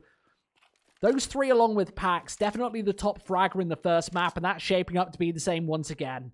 Straight into connector, 80 seconds to play with. And Shep, still with the AWP. What do? They could go towards either bomb site right now. They've got both of these defenders isolated. And at the minute mark, they're taking this slow approach towards A. Plenty of nades, remember. Just the one smoke. So that's going to go down towards, I think, the wheelie bin. I wonder what they call it in America. The trash can. 45 seconds in the meantime. And, well, Shep's going to find another one. That's all of the information he needed. Back to Optimus, perhaps. And downside doesn't want to get that bomb down just yet. Plenty of time to do so. On top of Optimus. We'll actually find that one. But the rotate is already coming through. Luminous breathing down his neck. He's right here. Made the footsteps. And downside seems to be aware. Where's the wrap round? He won't spot towards the right side. And, oh, they're going to get a nasty surprise. It's a headshot to finish. You can see how shocked he was. And that solidifies the lead again. That's unbelievable. Massive mistake there to make those steps towards the end. And it seems to be a little bit of a recurring theme. We see this CT side find those openings. Remember, at the very start of this round, which seems like an eternity ago, those double AWP frags coming through, then the rifle converting. At one stage, for a split second, it was a 5v2. Then the trades convert, and all of a sudden, DinkedIn, they're back in the picture. Round number 13. This double AWP still in play for the CT side, but limited rifles, or limited weaponry, I should say, on the rest means that 2 MP9s, an XM comes out. Certainly not the weaponry you want to be contending with when you're up against these rifles, and that's exactly why. At range, that MP9 just can't pack the same kind of punch as an AK, and that is going to be the man advantage taken for the DinkedIn side.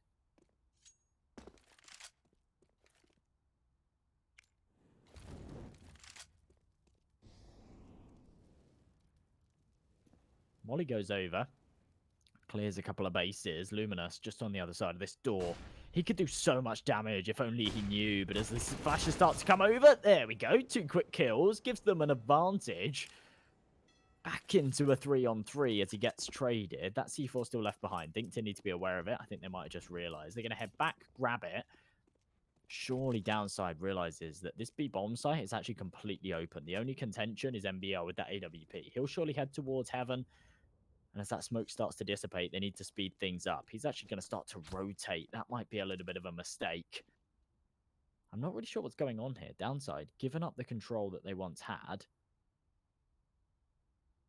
Now they have to try and retake it, but they've still got some utility to do so. They've misread the situation. 20 seconds on the board and DinkedIn. This one perhaps for free, aided by the smoke grenades.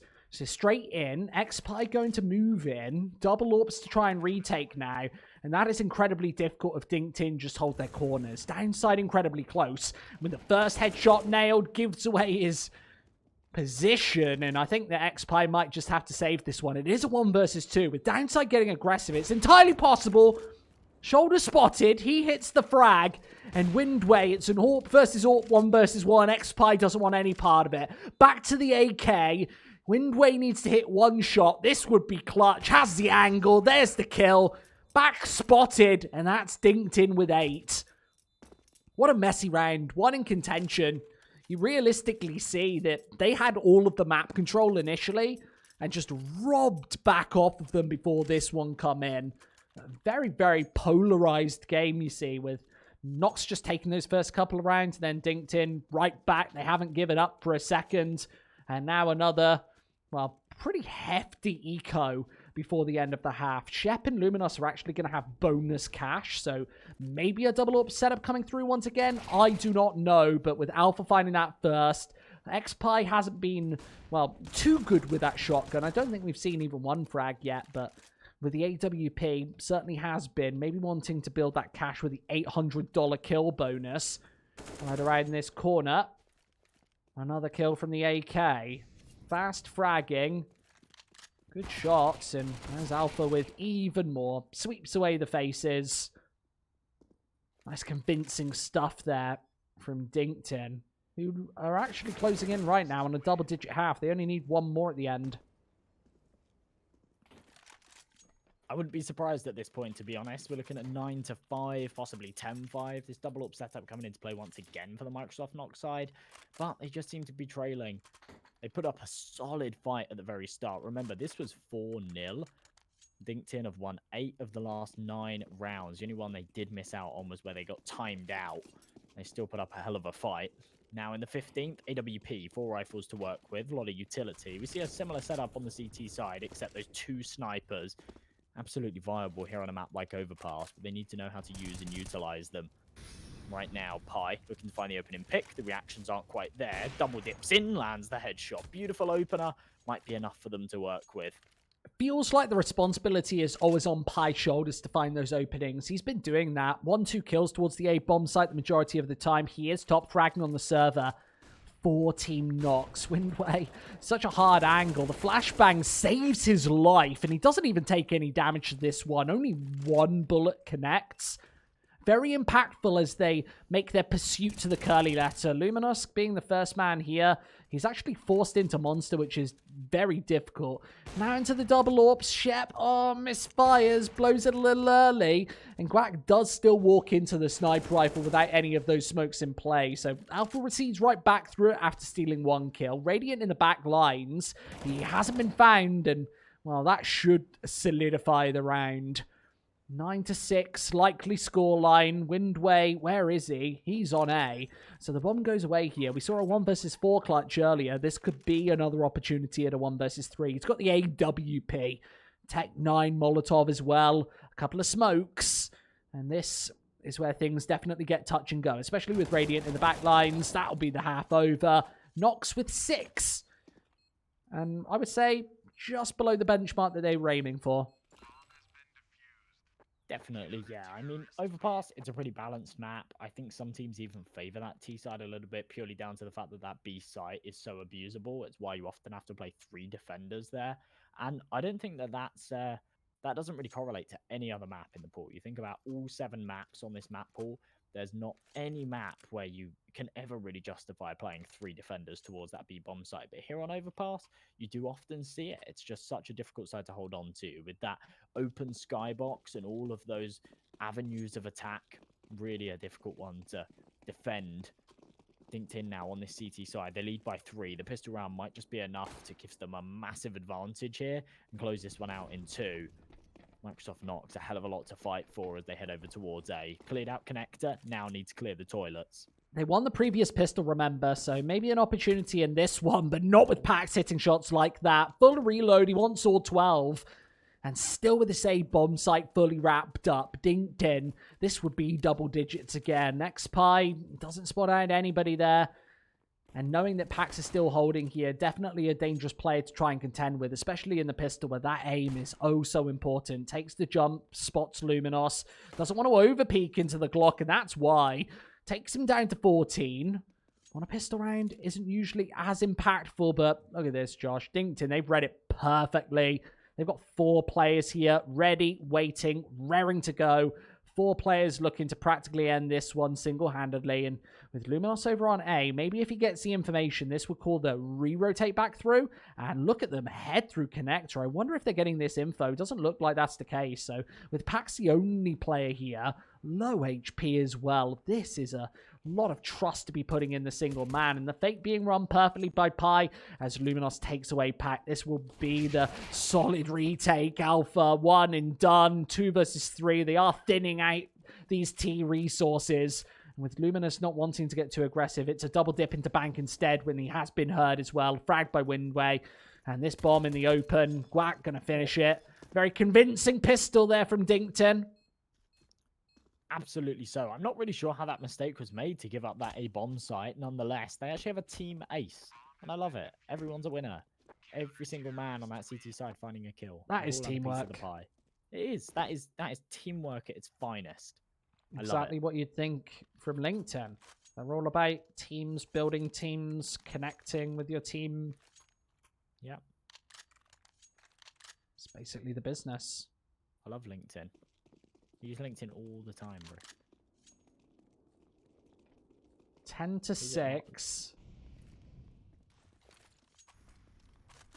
And this is a force buy from the Microsoft boys. They're going to send it right into the B bomb site. Triple Galil.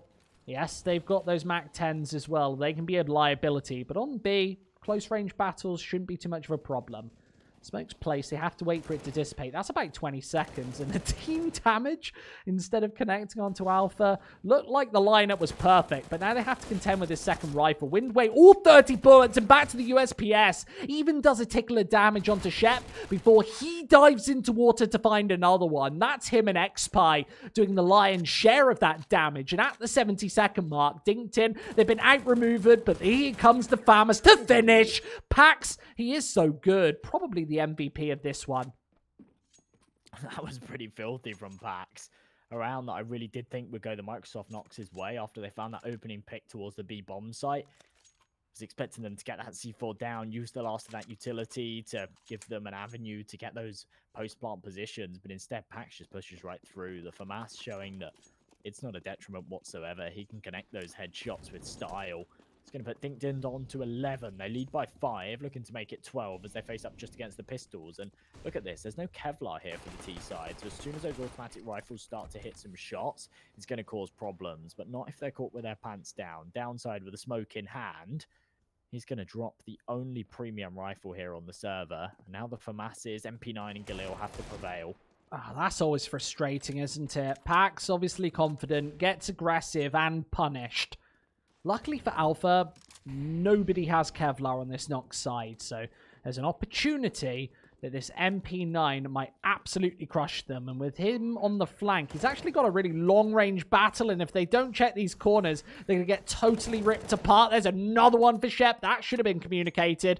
And now Alpha needs all 5 of these frags. Should be impossible here. Held at an arm's length, and he's been spotted as well. 1 kill, the element of surprise eliminated, and these have to be speedy. They're over-facing him, Josh. This could be a mistake, as he still has the defuse kit and plenty of time to get the job done. That'll be another jumping shot going for the ace. This will be a 1 versus 5 in the first that we've seen. The smoke goes away, and he's missing all of the shots. Shep's holding it, and he's found everything. Unreal for Alpha. All 5 frags. The final one connected after the defuse as well. That is BM. That is unbelievable, and it's just about enough to put him onto 23 frags. I was about to commend the Microsoft Nox for winning a round that they had no equity in, and that would have been their ticket back in, an opportunity for them to close that gap a little bit earlier than anticipated. But instead, Alpha just goes absolutely huge, converts the ace clutch, and the MP9 just shows how dangerous it is against unarmored opponents. Luminos this time does open things up towards mid, downside dropping. Molotov doing a fair amount of damage, but not quite enough. And that is going to give them the man advantage to work with. Remember, though, DinkedIn, they do lead by 6, and they've still got plenty of firepower to work with. Oh. I do like the idea of calling them LinkedIn DinkedIn. Yeah, I think it's a cool name. LinkedIn DinkedIn. They put a little bit of thought into it. You know, somebody came up with that, and they said, yeah, that's what we're going for. And then I don't know if there are any other LinkedIn teams in this tournament, but they've got to be face-palming knowing that they missed it. They missed out on the chance of getting the best name up for grabs. Yeah, they did. It's like such a good name, and they've been rumbled.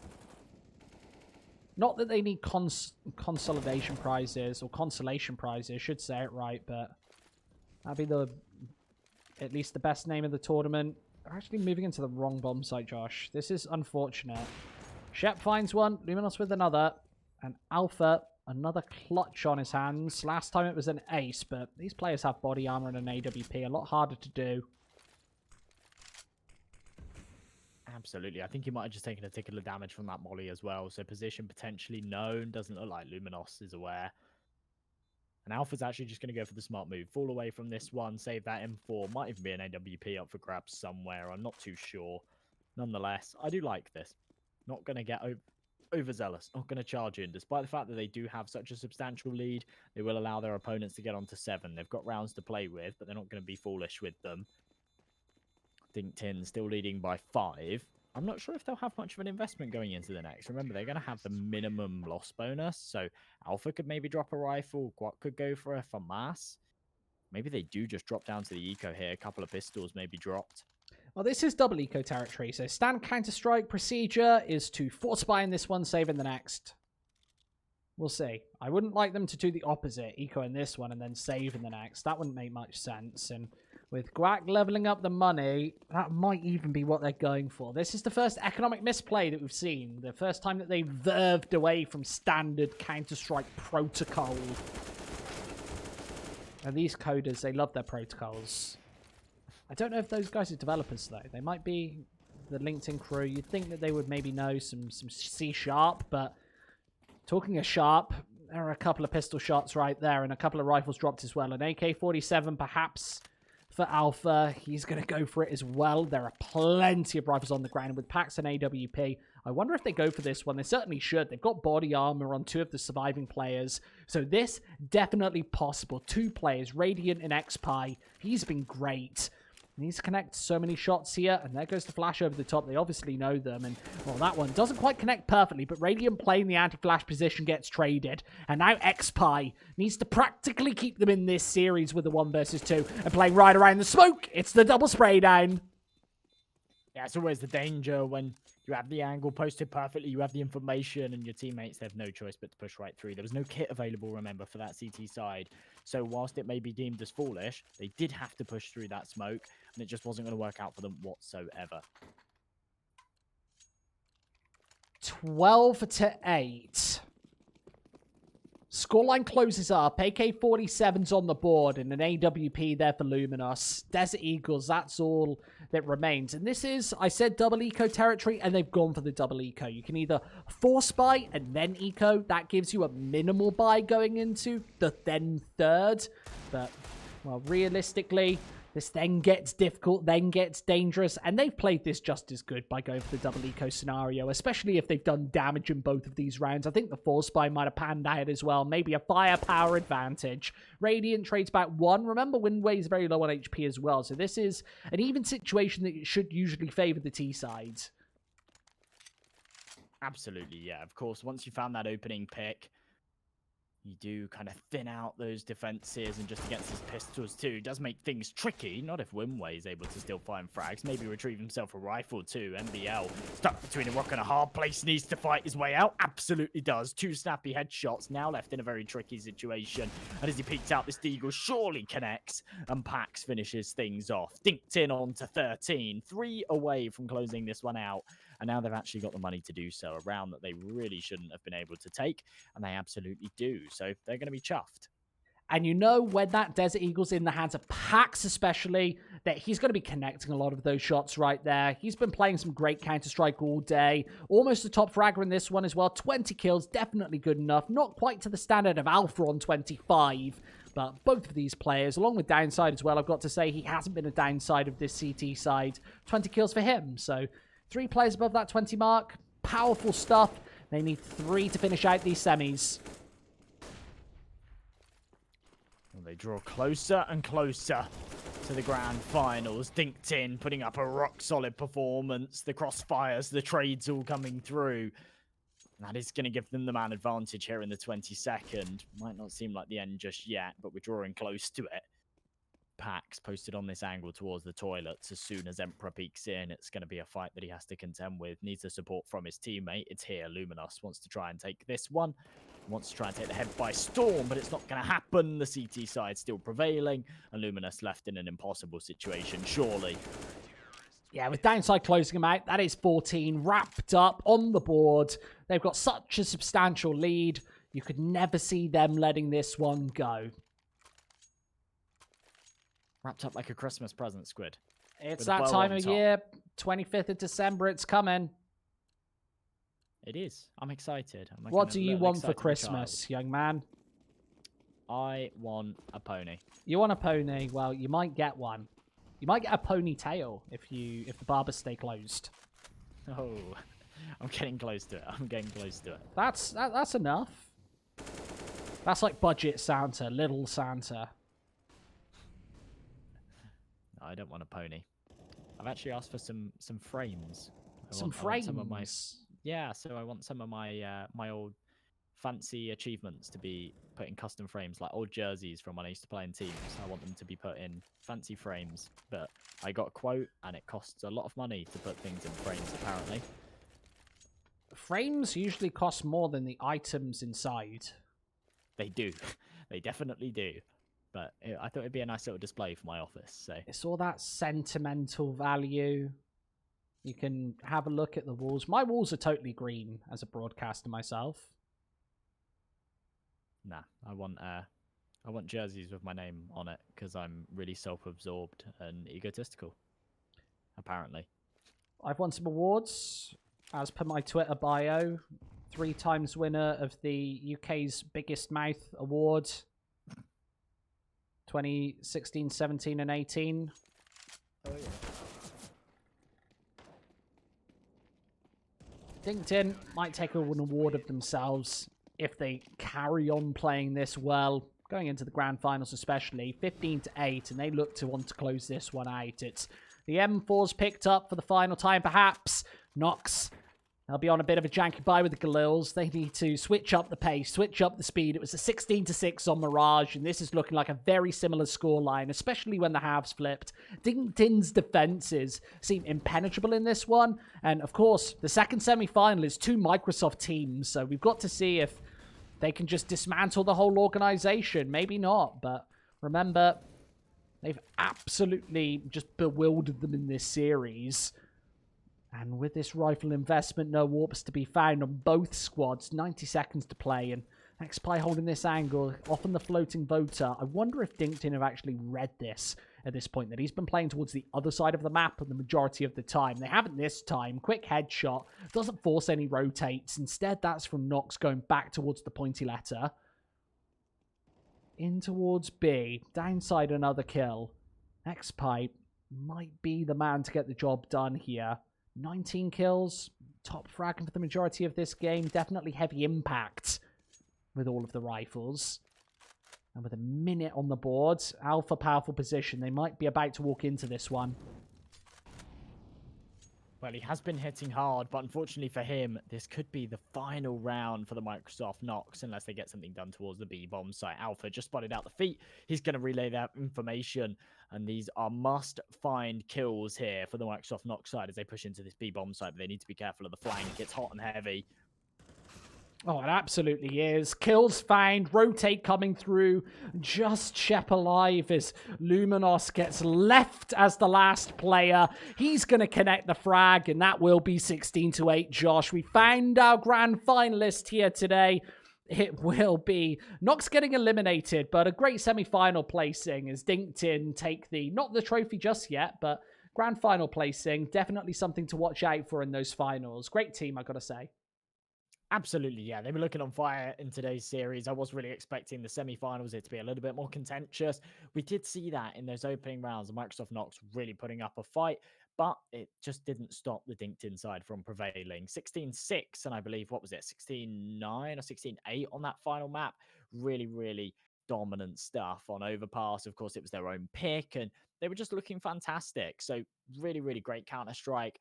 And I love to see it. I really, really do. And I'm excited to see them in the finals as well, because that's going to be an exciting one. Yeah, I think it's certainly going to be exciting. So we will be talking to one of those members from DinkedIn right after a very short break. So don't go anywhere. If you want to find out about both of these charities that they play today, of course, UNICEF USA, obviously on that winning side, and then the Gates Foundation as well. Both great charities. Go and check them out. We'll be back after the break to talk about it ever so slightly.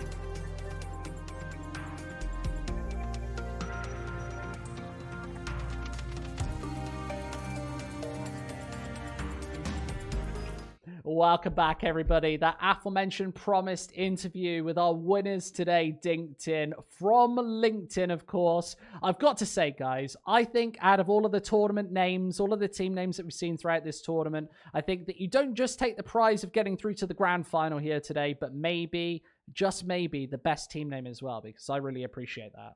Well, how did you come up with it? It's actually one of our ex members, and he's a diehard CS:GO fans, and actually we just make it up.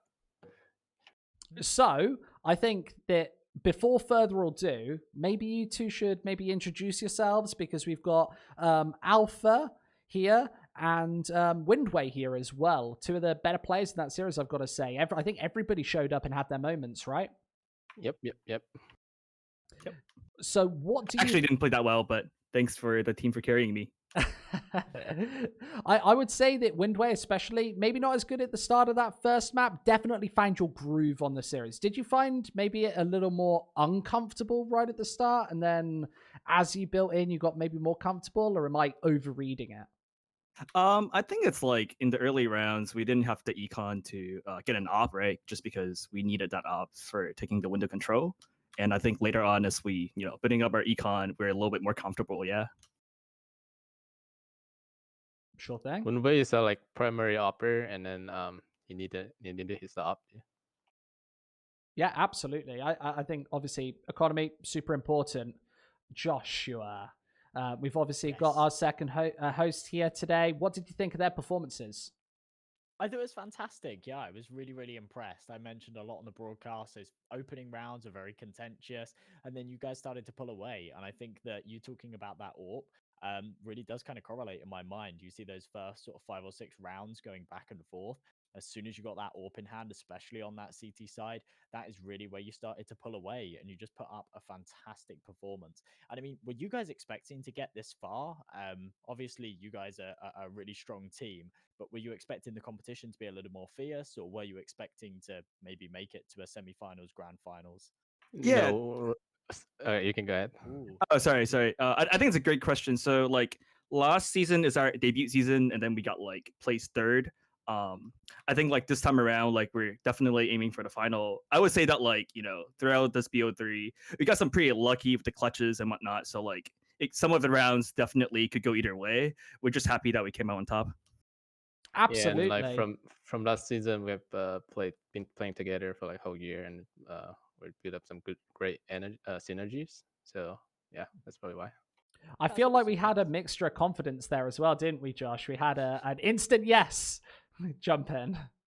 Yeah, an instant yes and an instant no. But yeah, I mean, if you guys came third last season, then you're definitely looking at taking one of those top spots. And if you've been playing together for a year as well, then that kind of synergy, it's often overlooked in CS. It's often overestimated in Counter-Strike. But as soon as you've got that synergy, you've got that perfect coordination and communication, and it really does benefit you a hell of a lot. So yeah, I mean, good luck to you guys like moving forward and things like that, getting into that finals. Are you guys confident moving into the finals, or are you a little bit worried?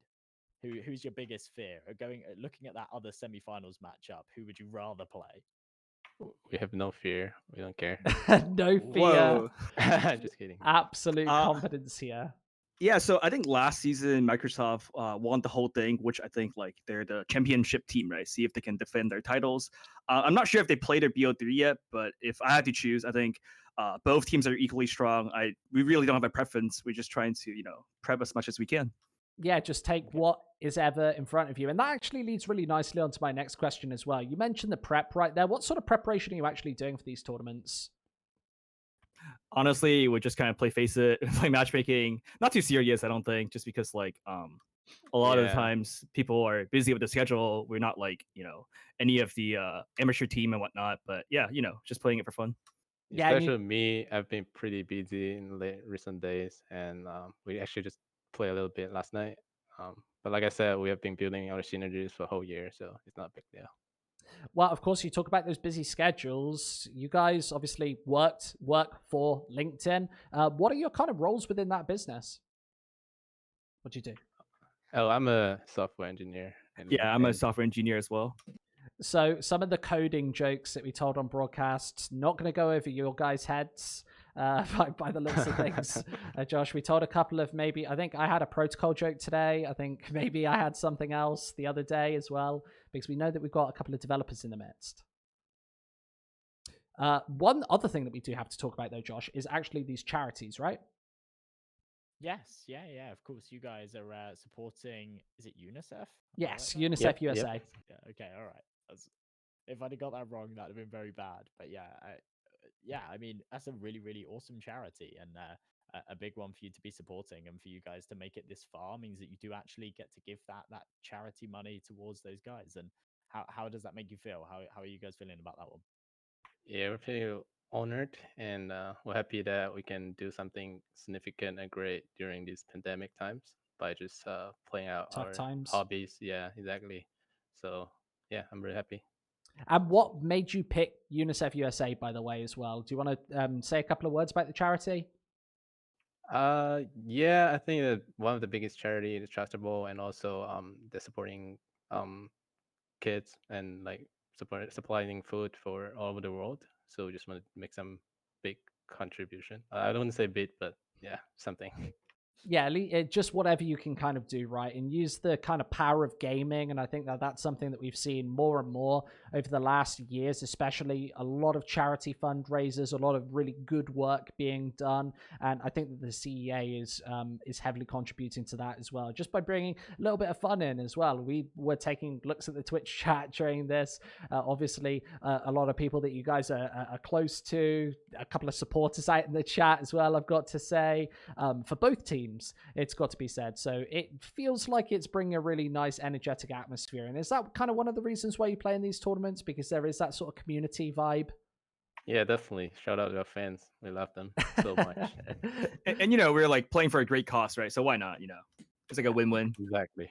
Absolutely. And it feels like all teams are as well. And congratulations to you guys once again for getting through to those grand finals. They will be taking place next weekend, same time, same place. So make sure that you tune in around this time next week to see who's going to be taking the cake in that third place decider, remember, because that Microsoft NOX team also an opportunity to take home some of the bacon, of course. We give money to the top 3 teams. So that third place decider really important.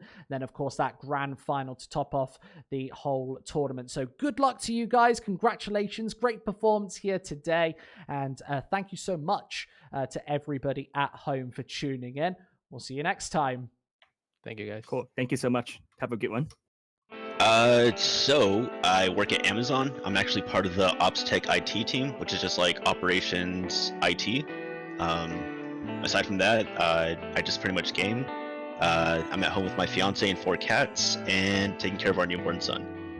We are here today for the Corporate Esports Association Overwatch 2020 Spring Playoffs. It is going to be a spectacular day. I'm through most of it. Only does get one as the Blizzard comes out on the backside. T also going to find the Deadeye onto Specs on the high ground. Google has to press on the pedal to try and touch this point. And they're not! Oh, it comes up short. Amazon Fire Force will be able to take Volskaya Industries. CEA to me is like an organization that pulls together a lot of these like top companies around the world. I think it's like a great team building function, and then also it's for a great cause. It's for charity. And since 2 members showed up in the top lane, they're immediately going to go for the dive in the mid lane with the damage on the Pandoria. Going to be able to pick up the kill. Twice over for Apocalypse. Everyone else is going to be running for the hills. Nobody wants to be able to join in this fight. With the minions there, the Baron's still on everybody. This is going to be the grand finals for Team Amazon Stock Dip. They've got the money, $5,000 for St. Jude's Children's Research Hospital. They have secured it for themselves with a 3-0 victory. Yeah, so like losing to Adobe was like pretty heartbreaking. I got like the 2nd place trophy in the mail. I'll see it like every day, and like it's like a reminder, like you have to do better. You always have to like somebody out there is better than you. Like you should always try to be the best. But like we're definitely gonna come back way stronger, way better. We don't want to drop another game during the season. We definitely don't want to lose in grand finals. Adobe Illustrators are taking this next map.